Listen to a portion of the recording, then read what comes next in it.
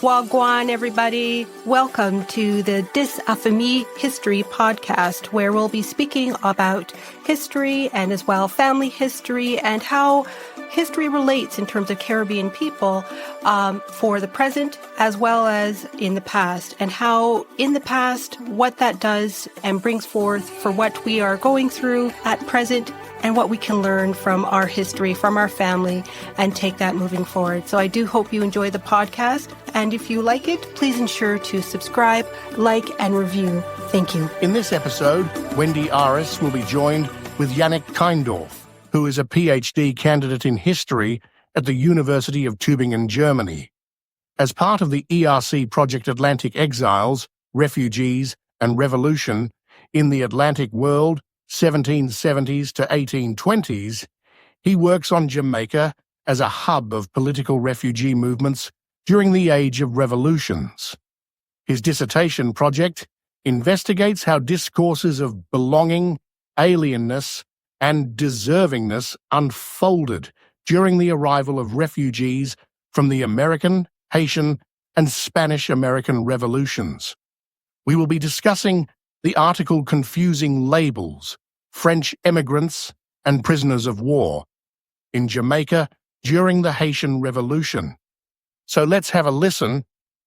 Thank you so much, Janik, for coming on to the podcast, Dis Affamie History, and for you to speak about your article that you wrote, French Immigrants and Prisoners of War in Jamaica during the Haitian Revolution, as this was very interesting to read, and it kind of explains how the migration, how there's French within my family, both on the maternal and the paternal side. So before we start, can I just have you do a brief introduction of yourself?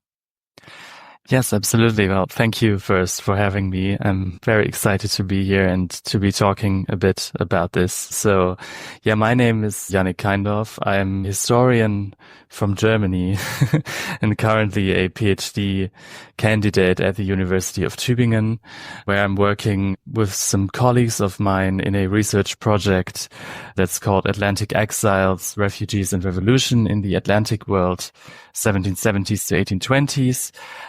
And this is a project that sort of aims to provide the first systematic exploration of political migrants and their movements as a defining feature of the Age of Revolutions. And so we're all working on the Caribbean as a major receiving and transit region of these refugees in the Atlantic world. And I am working on a dissertation project within this context that looks at Jamaica as one of these refugee hubs in the Caribbean. I am mainly interested in tracing how a sort of, so to speak, concept of refuge intersected with notions of belonging and alienness, particularly in this colonial context. And one part of this dissertation project is the arrival of refugees from the Haitian Revolution in Jamaica. And that's what what this article came out of and what we'll be talking about today for a bit. Thank you so much. This is great. And sorry if I mispronounced your name, so I'll just... No, that's fine. That's fine. It's a German name, so it's absolutely fine.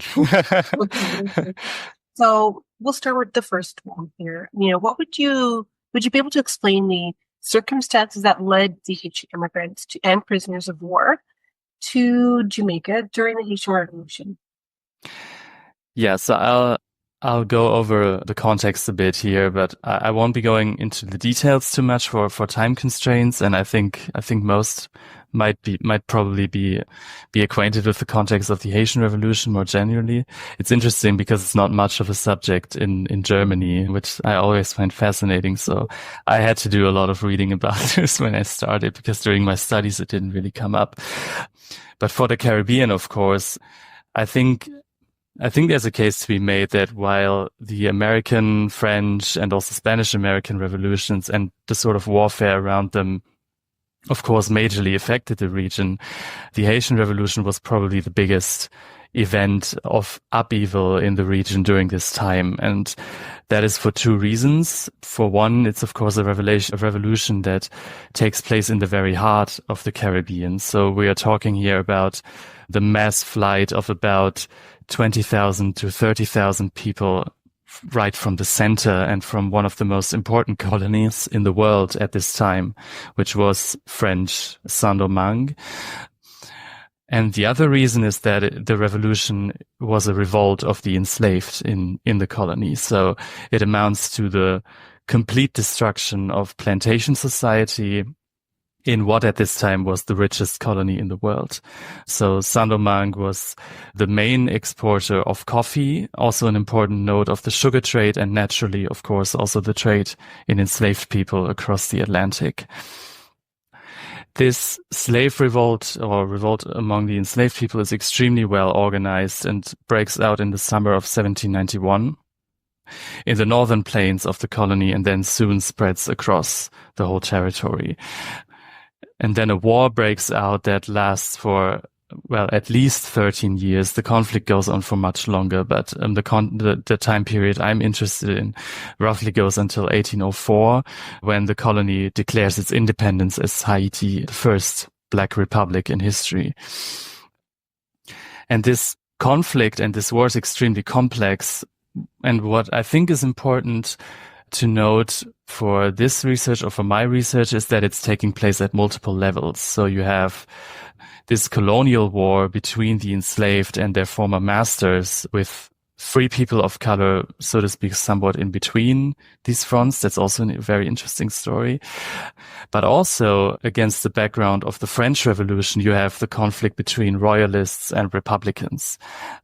And this is where the British come in mainly.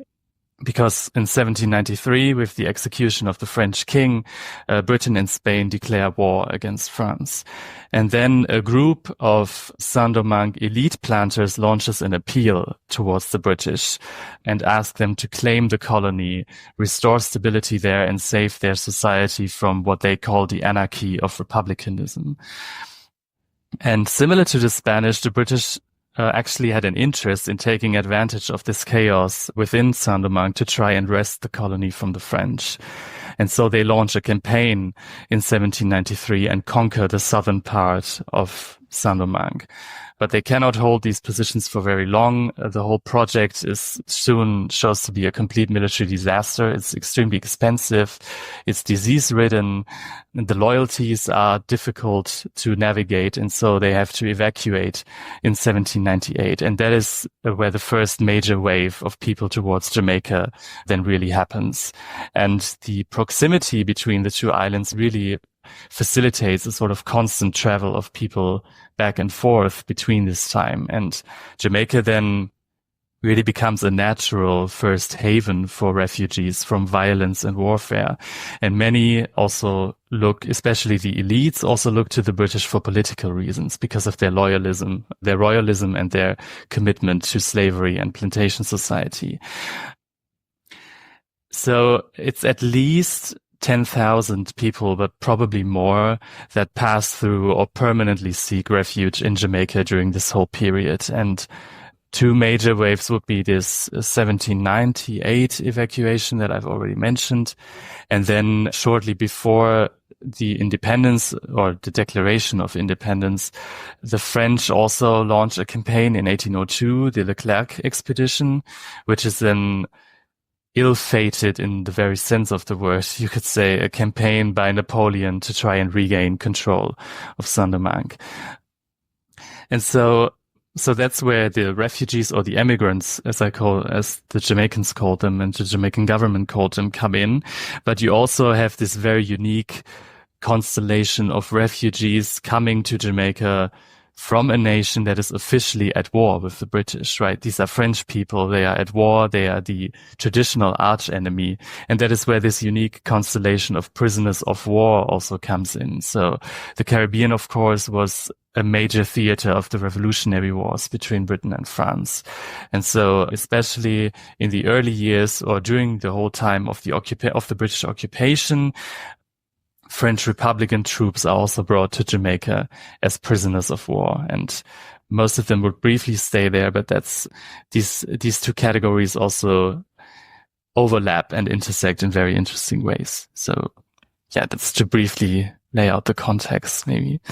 No, that's fine. And because, those things, because, you mentioned it was multiple layers.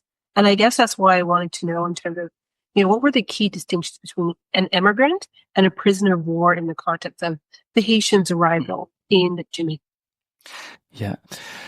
So what I've found is that, well, first of all, the term emigrant is a category that is used by the Jamaican government to describe these people arriving, or rather a certain section of the people arriving, because it's really used as a marker of solidarity, you could say, which you can see if you go through the sources. You realize quickly that it's rarely, if ever, used by Jamaican authorities to refer to people who are not white.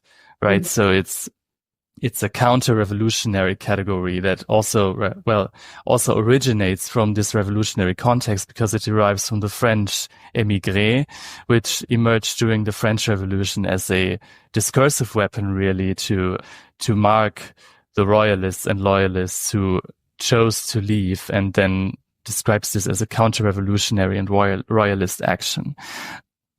Interestingly, many of these French immigrants themselves would rather label themselves as refugees, or if they write in French, they call themselves réfugiés, which invokes an earlier use of the term that has a more religious connotation, and while the emigrant is more of a political label. So there's also a bit of tension between these two categories.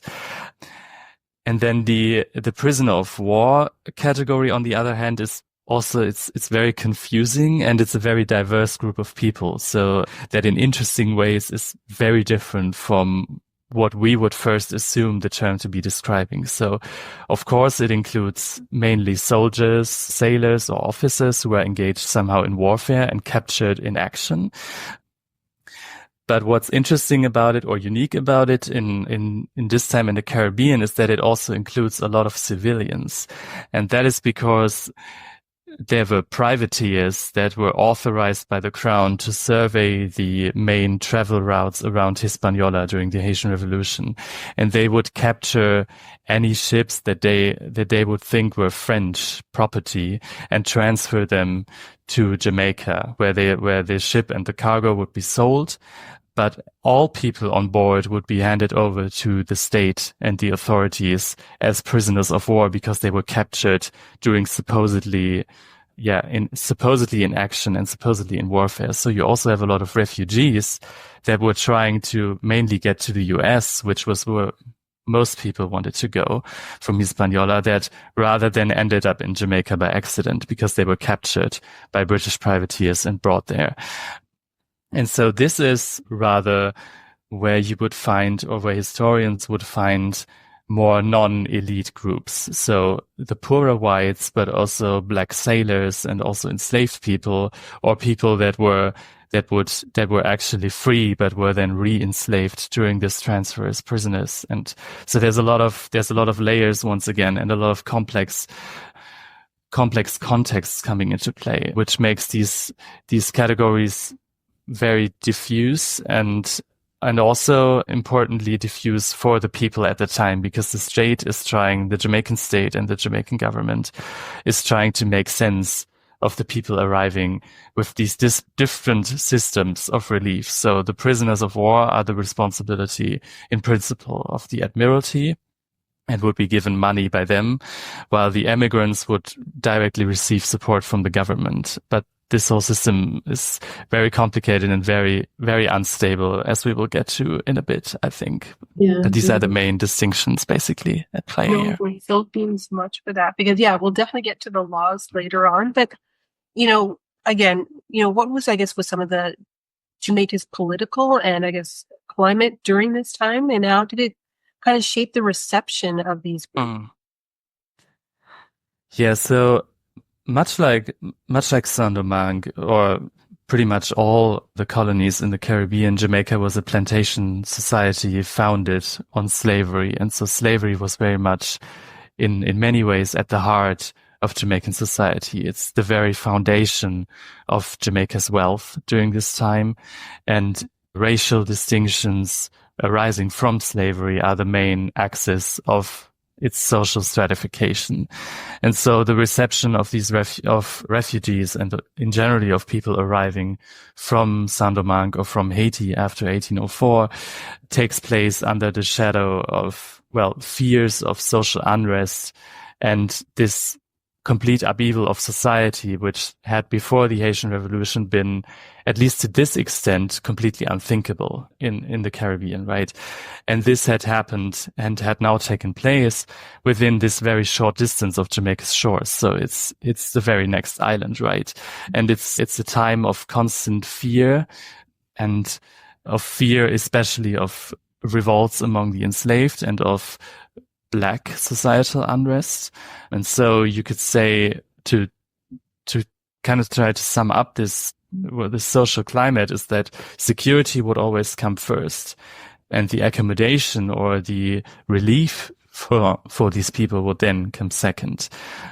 And this fear mainly referred, of course, to the Haitian Revolution, but white Jamaicans were also extremely scared of French republicanism. So that's again where these two revolutionary contexts come into play. And British loyalism was extremely widespread in Jamaican society.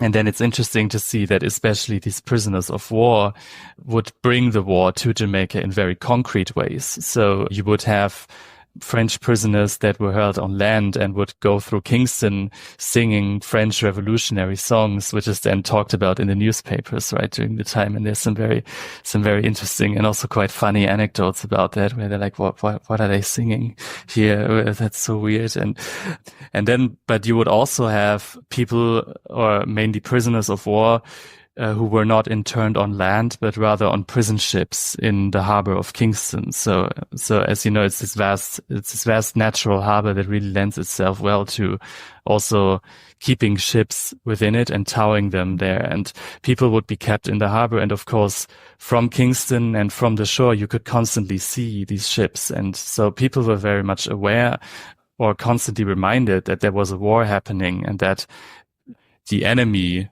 in inverted commas, right, was on their shores or at their shores because these prisoners were kept there. So it's a very tense situation in many ways.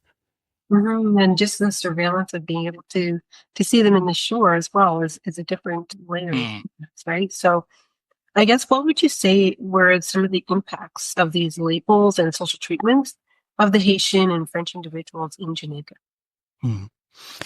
That's a very good question, actually, that I had to think about quite a bit. So it's a highly ambivalent case that it's tricky to make sense of in quite some ways, because it's this reception and accommodation of refugees is sort of torn between, a very tacit, you could almost say humanitarian idea of, not leaving people in need behind, that then also in some cases, while, as I mentioned before, the refugee label or the recognition as refugee is mainly reserved for white people, there's also cases where there's a more,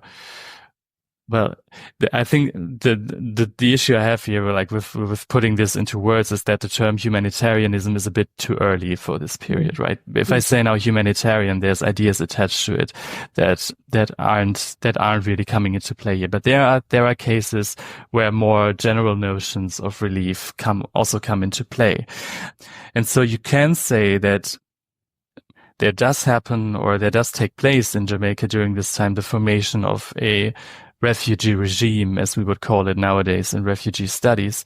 So there's a creation taking place of a refugee category that was very much imbued with the political, but also, and that's even more crucial for this context, with racial prejudice, right? There's a very clear pattern of who recognition as a refugee is extended to by the Jamaican government, namely the planter elites, and who it is not.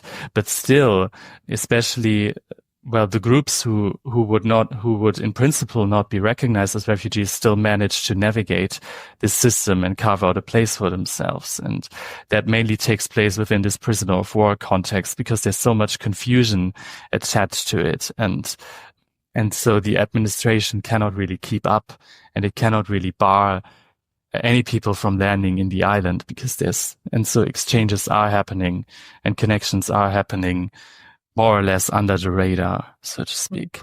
Mm-hmm. No, definitely. And I guess, were there, I guess, tensions between the Haitian and French immigrants and the local Jamaican population? Because I know you kind of alluded to it with, the singing in the streets, so to speak, in Kingston, and not understanding the language that they're talking about. Would this include in terms of maybe some of the enslaved and free people of color? Yeah. So as I said, like this fear of revolutionary contagion was deeply ingrained in Jamaican society, and especially French enslaved people and free people of color were subjected to a very rigid system of surveillance and also control.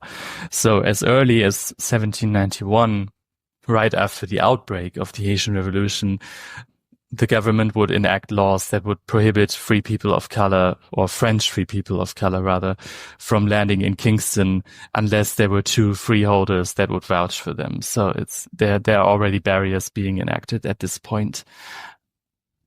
And of course, there's also the very unique constellation of granting refuge to the British arch-enemy in what was at this time the empire's most important colony. And so here there was not only fear, once again, of revolutionary contagion from Haiti, but also from France itself. So prejudice against French people, against Catholics, and also older held fears of Jacobitism and conspiracies, but especially also then British national pride were very widespread in Jamaican society. And the Jamaicans very much thought of themselves as the center of the British imperial enterprise, right? And in many ways, rightfully so, because the colony was very much at the height of its prosperity during this time, right? So while there was a lot of solidarity with white French planters, and it was significantly easier for them to also gain a foothold and settle in Jamaican society compared to other groups, they weren't always particularly welcome either. And so I think a very good example of the tensions that sort of come into play here is a conspiracy that is discovered late in 1799 that's known as the Sasportas case. So it's also a very interesting story because it's very much an international or pan-Caribbean conspiracy that also involves Haitian collaboration of an attempt to incite a revolt among the enslaved in Jamaica and overthrow the British rule in the island in order to make it a French colony, essentially. So it's a collaboration between, well, the main agent or the main guy is the Portuguese Jew, but then it also involves the French government and the Haitians, and so it's very fascinating. But this is then discovered in 1800, and in the aftermath, the governor orders the complete expulsion of French people out of Jamaica, apart from those who are deemed useful to plantation society in some ways. So they either have become naturalized as British subjects or they have become settled as planters. And this then, interestingly, includes not only people of color and not only enslaved people, but also the whites. So in these cases of tension and conflict, there's very much this idea of, or this fear of the French in general that emerges, right? And then very few people are safe from these long-held fears and prejudices. Mm-hmm. And I know, in your article, so, with some of the relationships, like, what would anything that they, this particular group of the Haitians have with, especially with the Jamaican planters, or enslaved individuals, or even with, free Black communities? Because, as I said, I said at the beginning of this episode, is that there were some that, descendants within my family that have the French connection. And this maybe, you kind of mentioned it maybe under the radar, but were you able to find anything else in terms of anything concrete being indicated? Yes, absolutely. So, again, you always have this difficulty, especially for this period, that sources that are somehow relating to slavery and in general the history of slavery, that the overabundance of sources about, well, or rather the lived sources So start again. I kind of got lost at the sentence. Sorry. So oftentimes the lived experiences of enslaved people and even free people of color in many cases only come into view through the eyes of white authorities or through the eyes of whites. So it's very hard to piece things together, but there's different hints of it. And I can still try to give a bit of an overview here. So to start maybe with the planter class, there's a very strong sense of solidarity, but interestingly, you can also see from the sources that especially the elite families and the most important French families really stayed amongst themselves. And you can see that from sources like marriage contracts, but also baptisms and burial records, who is present and how the families are relating to each other, that there's still a very strong connection in this diaspora between the French elite families, right? But then on the other hand, marriages with Jamaicans are quite common or more common in the less privileged classes, especially among the so-called petits blancs, which were poorer French whites who held no land in Saint-Domingue and were, well, in terms of social stratification, closer to the free people of color. And similarly for enslaved people and free people of color, we also know of a few marriages between French people and Kingstonians mainly that were taking place. Although for these cases, we don't often know much more beyond the names. So you have like the list and the registers, but still, if one is interested in the history of one's family and you still know the name and you can find it there, right? These records are there. And interestingly, most of these, or rather logically, in many ways, most of these exchanges took place in Kingston. It's by far the biggest city and the most important city in the island, and also the place where most refugees arrived. And due to the government policy of barring most people, especially free people of color, from settling in the interior, a place where the French influence was the greatest. And so we can see a very vibrant, especially French free colored community that takes shape in Kingston during this time. And especially women, single women and widows, French colored women, established themselves in the town as shopkeepers or as owners of lodging houses. And there's some very interesting records that you can find now at the Island Record Office in Jamaica of what people left behind, well, of wills especially, and what people left behind. And there's a lot of French women in the 1820s that likely came to Jamaica during this time and that left behind for their class quite some wealth. So there's a lot happening at this time. The connections between Jamaican enslaved people and Haitian or French, in this case you would have to say French enslaved people, are more difficult to trace. But what frequently happens was that French slaves would be hired out by the planters to the Jamaican ones in order to transfer knowledge and skills between them. I will get to that later in a bit. So this speaks on the one hand to good relations among the planter elites again, but the Jamaican assembly thinks that this is dangerous. And what likely happened, because they were again afraid of revolutionary contagion and the ideas that these people might bring with them, right?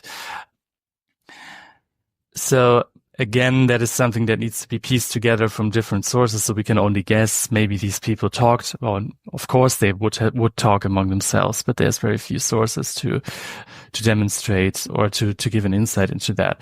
But what I found interesting, or maybe an interesting episode, is that, well, first of all, Kingston naturally would also harbor runaway communities from escaped enslaved people from the plantations that tried to disappear in the city or get out of the island, right? And then during the 1790s, if we look at the newspapers, you would see that the runaway notices that frequently get printed there, right, of the owners looking for their enslaved people, frequently refer to these supposed communities of French people of color in Kingston that are allegedly harboring them among those who ran away from the plantations amongst them. So it seems like there were these communities of runaways emerging that kind of connected the two islands in interesting ways. But but that would be something that's very, very difficult to explore further because the sources don't really offer that much. No, very true about the sources. It's very challenging to kind of piece everything together, but it's just very interesting to see when you do see these things come up as to, how did this, how was this all possible type of thing. What would you say that the presence, I know you kind of alluded to it before, that the French Haitian immigrants would cause a concern for the British as the impact of society's attitude towards the Haitian Revolution. Was there anything else you wanted to add on that? Yeah, well, their presence in Jamaica was probably the biggest concern that the British had about the Haitian Revolution. So it's the presence of, there was always this fear of revolutionary agents amidst Jamaican plantation society. And then also attempts were frequently made, which again is this tension between security and accommodation, right? Because the government would constantly attempt to get rid of these refugees as soon as practicable. So they would raise funds for transferring them to the US or back to Europe. And when the British then also during the 1790s conquered Trinidad, they would transfer the French people there. For one reason, because it was further, or it is further from Hispaniola and from Haiti, but also because Trinidad was then more in need of settlers than Jamaica, which was also quite extensive. This was already quite extensively settled at this point.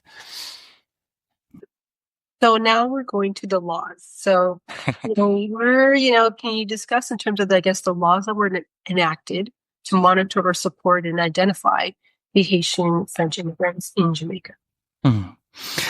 So what's interesting is that the arrival of refugees played really a significant part in what you could call the expansion of the police and also the militia, especially in Jamaican cities. So especially in Kingston, there's a lot happening and a lot taking place. And so the government tries to establish a system around the monitoring of arrivals that consists mainly of paperwork. So they would set up passports, certificates of residence, and police tickets that limited the movements of people arriving around Jamaica and around the cities.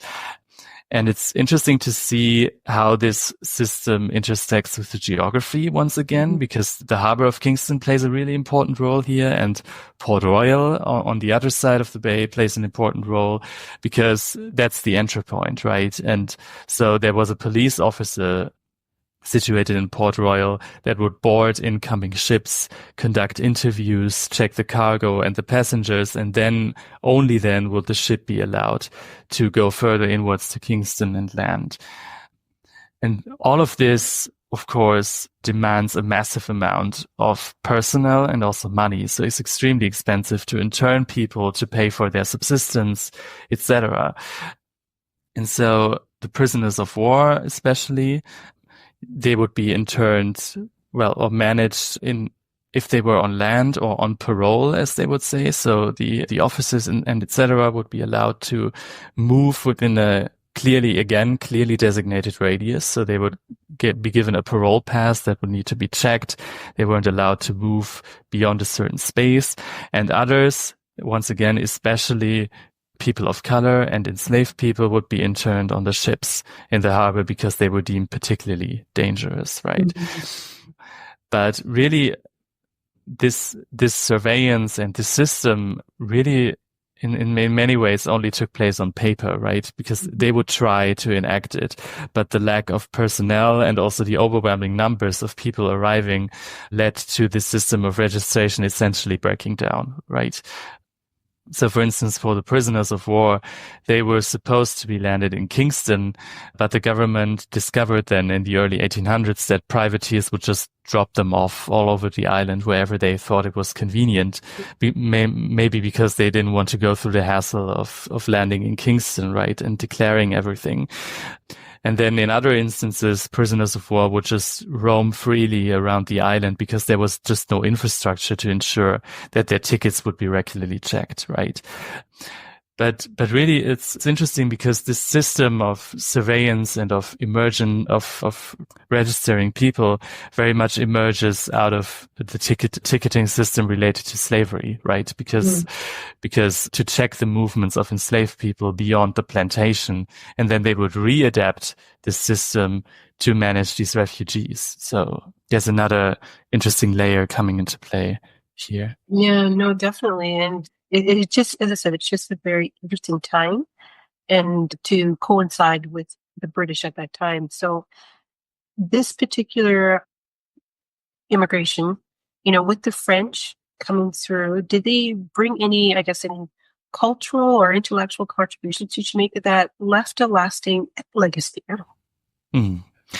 Yeah, absolutely. There's two main things that one could single out here. One being that the refugees or the French brought back the Catholic Church.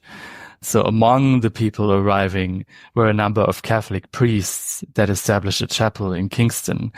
And the Catholic Church, as Jamaicans would know it today, was founded in this very moment, in fact. And there's a lot of interesting conversations you could actually still have in Kingston, because the archivist of the Roman Catholic Chancery is called Peter S. Bö. He's himself a descendant of people that came to Jamaica during this time. And so the Catholic Church coming back and being now quite a presence, right, in the island, this originated with the arrival of these refugees.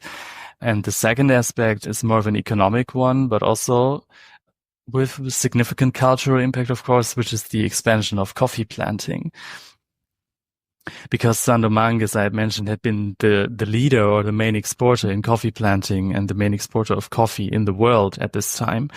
And the French planters or you would rather have to say French enslaved people, transferred know-how and modern techniques of coffee planting to Jamaica. So this is where this hiring out amongst the planters comes into play, right?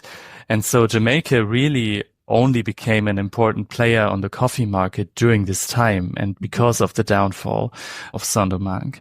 And so this is where the mountainous territory in the interior really become extensively settled, and you have all these coffee plantations popping up.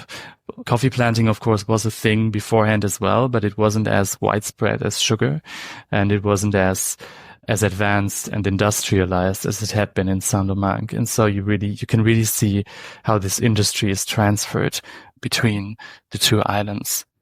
Definitely. And then how have historians interpreted this presence of the French Haitian immigrants and prisoners of war in Jamaica during this time? So this is where I have to be careful what I say. So not to talk about my peers, but no, I'm joking. So research into the Saint-Domingue refugees originated in the 60s and 70s, 50s to 70s, you would rather say, within French émigré studies. So a field that is interested in migrations as a result of the French Revolution, right? And a lot of this older research is very compilatory in nature. So it would be like, there was this guy, but there was also this guy, and then there was this woman, and she ended up there, and then afterwards came this guy. So you have a lot of information, which is extremely useful, and these are great works and great texts. But there's little in terms of interpretation. So it's giving more of an overview. But there's a very good.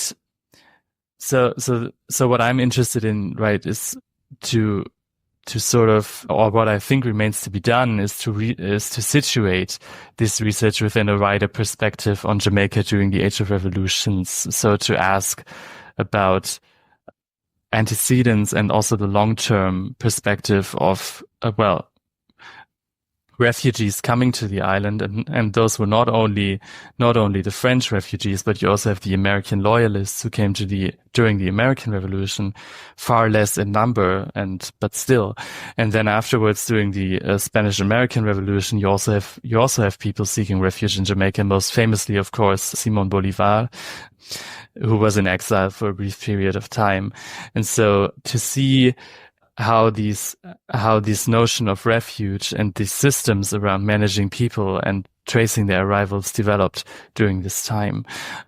But there's a very interesting article, I think, that gives a good overview on the French immigrants and also some of their influence in Jamaica from Patrick Bryan. That's in the Jamaica Journal, a 1973 edition. So that's a good place to start to like gain an overview of this.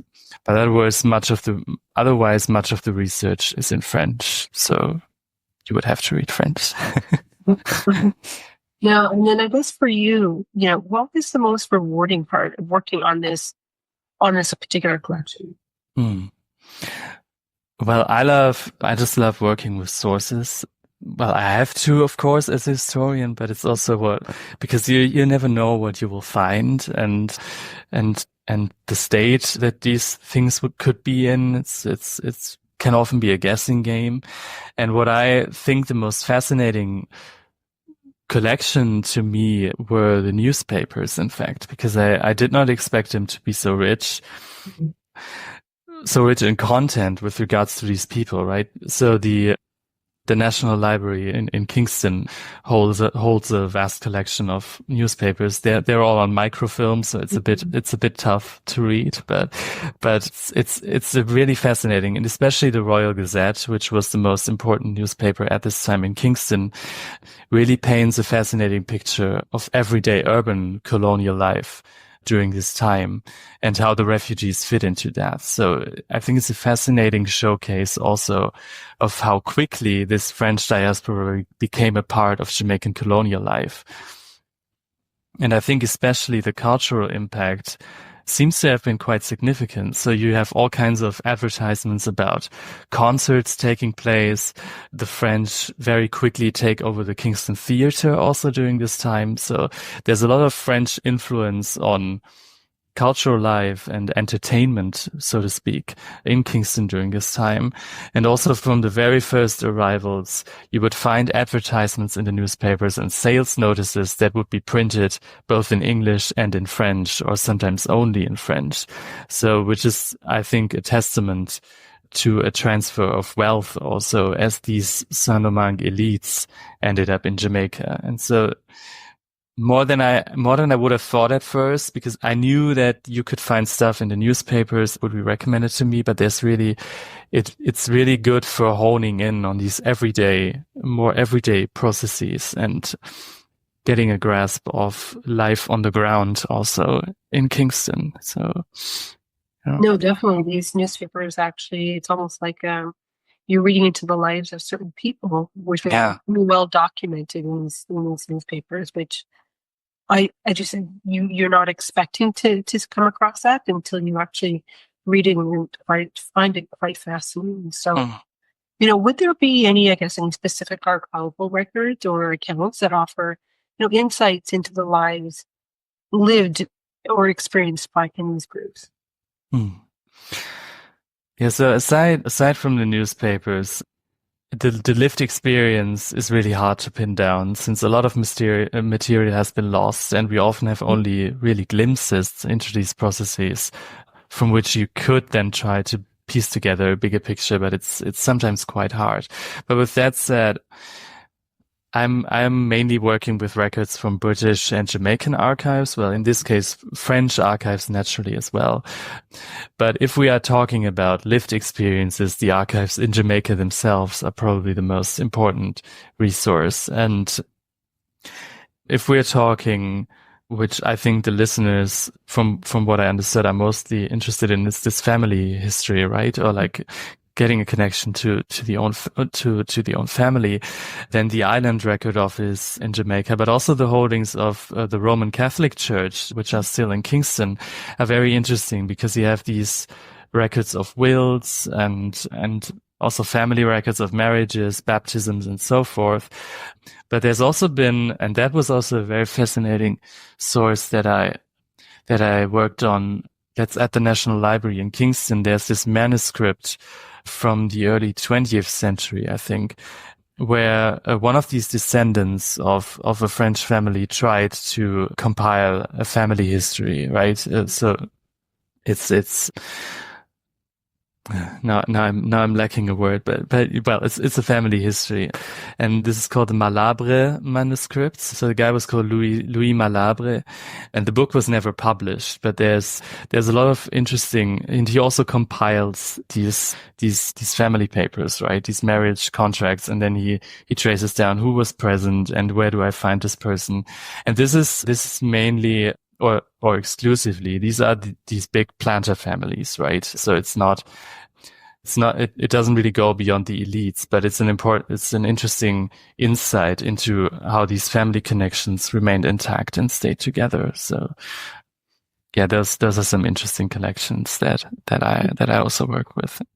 Well, no, that's fascinating. And then, as I said, it's just an interesting thing when you can come and look at these records and to be able to see them and see what was taking place during the backdrop of, the Haitian Revolution at that time. So I guess you can say, what were some of the lessons that we can draw from the stories of the French and Haitian immigrants and prisoners of war in Jamaica and about migration and, of course, identity during the time of upheaval?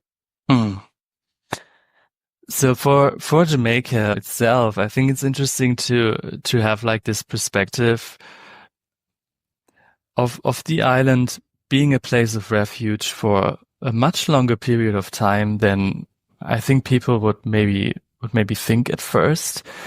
What I found interesting was, so when I did research in Jamaica and when I went to these archives, and the first thing that I would say was that I'm interested in refugees or that I'm working on refugees, people would always naturally, of course, make the connection to refugees from Haiti nowadays, all right, or that came already during the 20th century.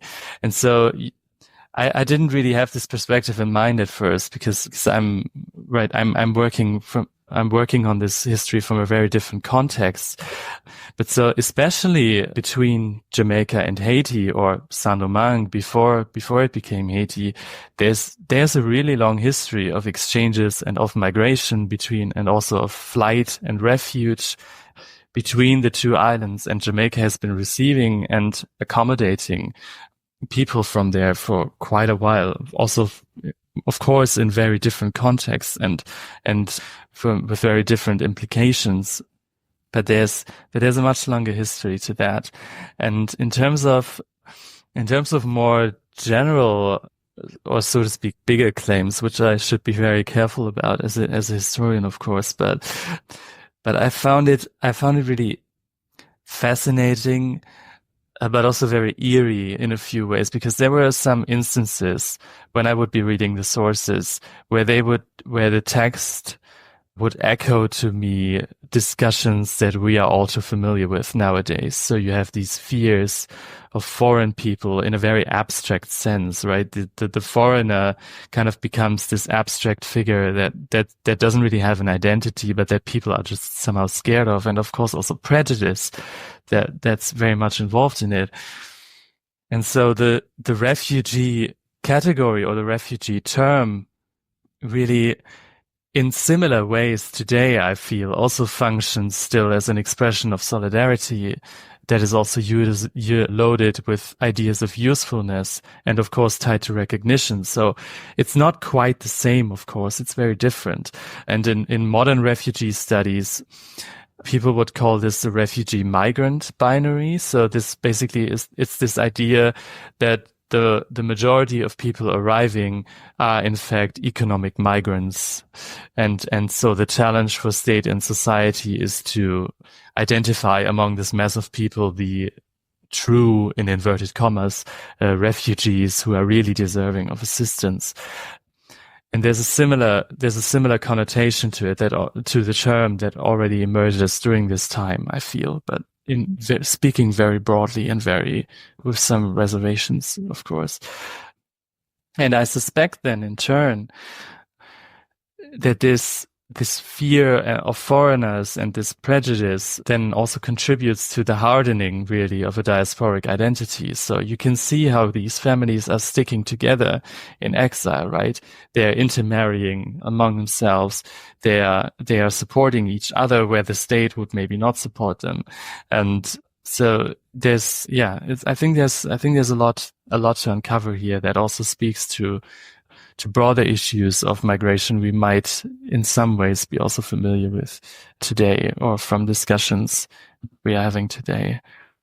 Yeah, no, I mean, you mentioned it in terms of that, the whole identity piece, because I mean, there are some things that, especially in families, that they'll do is in terms of ensuring the name continues, whether it was either on the female line or the male line, but they'll make sure the name continues. So that's why I was very fascinated to see certain names appear, whether it was hyphenated, they hyphenated their last name, or they ensured that there was a name that was mentioned, like Lucien, that was passed from one generation to the next. So it was just very interesting to kind of know, well, where did this French name start to pop up through the lines and pass down from one generation to the next. So it was just very interesting to see.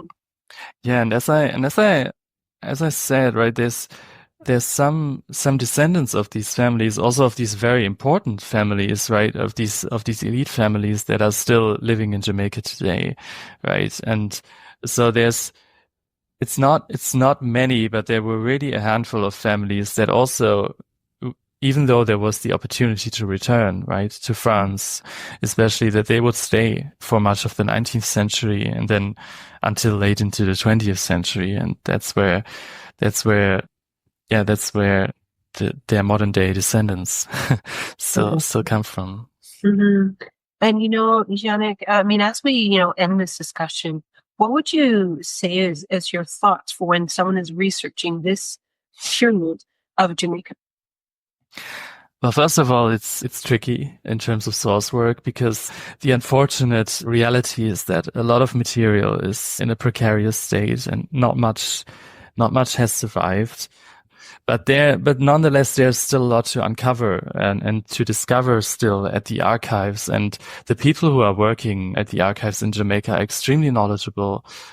They know their collections really well, and they will help you with identifying source material. And are really dedicated. And I had a fantastic time also working there.